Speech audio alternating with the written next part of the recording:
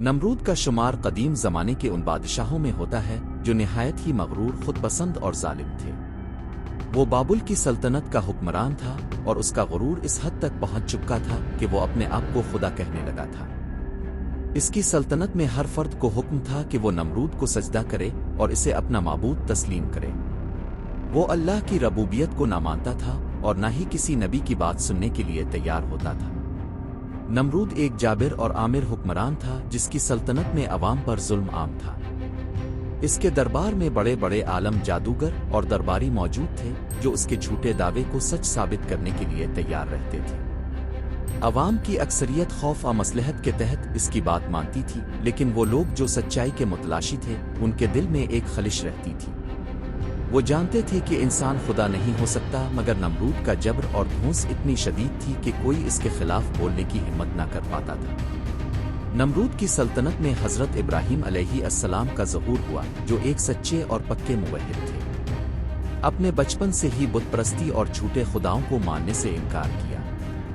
उनके वालिद आज़र खुद एक बुतसाज थे, मगर हज़रत इब्राहीम ने बचपन ही से ये जान लिया था कि ये बेजान मूर्तियां खुदा नहीं हो सकती।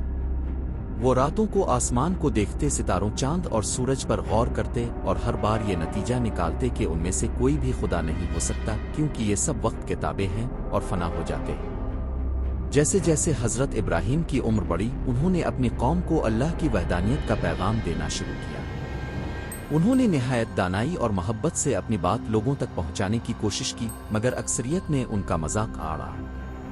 नमरूद के दरबारियों ने जब सुना कि एक नौजवान बादशाह के खिलाफ बोल रहा है और इसे खुदा मानने से इनकार कर रहा है, तो वो नमरूद के पास शिकायत लेकर पहुंचे। नमरूद ने हज़रत इब्राहीम को दरबार में बुलवाया। हज़रत इब्राहीम दरबार में पहुंचे तो नमरूद ने पूछा, कौन है वो जिसे तो अपना रब मानता है? हज़रत इब्राहीम ने निहायत सुकून से जवाब दिया, मेरा रब वो है जो जिंदा करता है और मारता है। नमरूद फौरन बोला, ये काम तो मैं भी करता हूँ, मैं जिसे चाहूँ कत्ल कर दूँ और जिसे चाहूँ जिंदा रहने दूँ। हज़रत इब्राहीम ने इसकी बात का असल मफहूम जान लिया, मगर बहस को आगे बढ़ाते हुए फरमाया, मेरा रब सूरज को मशरिक से निकालता है, अगर तो सच्चा है तो इसे मगरिब से निकाल कर दिखा। ये सुनकर नमरूद लाजवाब हो गया, क्योंकि ये चैलेंज इसके बस की बात ना थी। वो गुस्से से लाल पीला हो गया, मगर हज़रत इब्राहीम को कोई जवाब ना दे सका। मगर गुरूर का मारा हुआ नमरूद मानने वाला ना था। इसने हज़रत इब्राहीम को सज़ा देने का फैसला किया। इसने दरबार में ऐलान करवाया कि एक बहुत बड़ी आग जलाई जाएगी और हज़रत इब्राहीम को इसमें फेंक दिया जाएगा, ताकि उनकी तौहीद की दावत को जड़ से ख़त्म कर दिया जाए। लोगों ने कई दिनों तक लकड़ियां जमा की, यहाँ तक कि एक बहुत बड़ी आग भड़क उठी। इस आग की लपेटी इतनी शदीद थी कि इसके करीब जाना भी मुमकिन न था। नमरूद ने हुक्म दिया कि हज़रत इब्राहीम को एक मंजनीक में बांध कर दूर से आग में फेंका जाए। लोग तमाशा देखने जमा हो गए। जब हज़रत इब्राहीम को आग में फेंका गया तो अल्लाह ने आग को हुक्म दिया, ठंडी हो जा और सलामती वाली हो जा इब्राहीम पर। लोग हैरत में पड़ गए, क्योंकि उन्होंने देखा कि हज़रत इब्राहीम आग के शोलों में महफूज हैं, उनका जिस्म भी महफूज है और कपड़े भी। ये एक खुला मौजिज़ा था, लेकिन नमरूद ने इसे भी मानने से इनकार कर दिया। इसका गुरूर इतना शदीद था कि वो अपनी शिकस्त को मानने के बजाय और ज्यादा जिद्दी हो गया।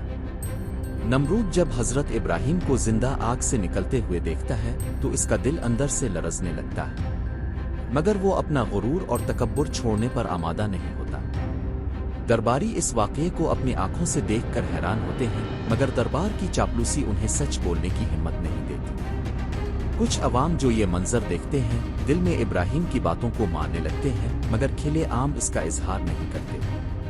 नमरूद के दरबारी, जादूगर और आलम मिलकर मशवरे करते हैं कि इस नौजवान की दावत अगर यूं ही चलती रही तो नमरूद का मकाम खतरे में पड़ जाएगा। लिहाजा वो साजिश करते हैं कि हज़रत इब्राहीम को खामोश करवाया जाए।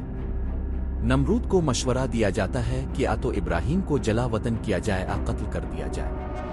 मगर नमरूद इस बात से खाइफ होता है कि इब्राहीम का अंजाम अगर गैर मामूली हुआ तो लोग इसको नबी मान लेंगे। चुनांचे वो हुक्म देता है कि इब्राहीम को सल्तनत से निकाल दिया जाए।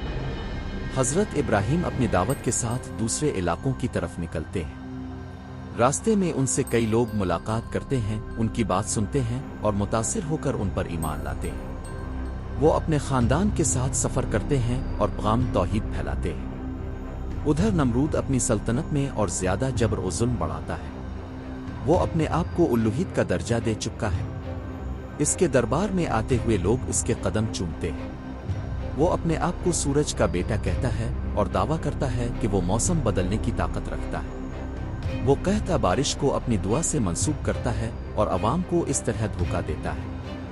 मगर अल्लाह ताला ने जब किसी कौम को राह दुखा दी हो और वो फिर भी हक से रुगरदानी करे तो इसका अंजाम जल्द आता है। नमरूद के दरबार में एक दिन इसके वजीर इसे इत्तला देते हैं कि सल्तनत के मुख्तलिफ इलाकों में फसलें बर्बाद हो रही हैं, पानी की कमी है और लोग भूख से तंग आ चुके हैं। नमरूद अवाम को अपनी झूठी दुआओं से बहलाने की कोशिश करता है, मगर हालात बेहतर नहीं होते। फिर एक वक्त आता है कि सल्तनत में एक निहायत अजीब किस्म का अजाब नमूदार होता है।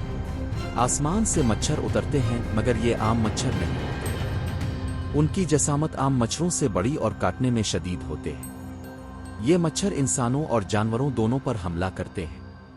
वो फसलों को खा जाते हैं, पानी को आलूदा कर देते हैं और लोगों को बीमार कर देते हैं।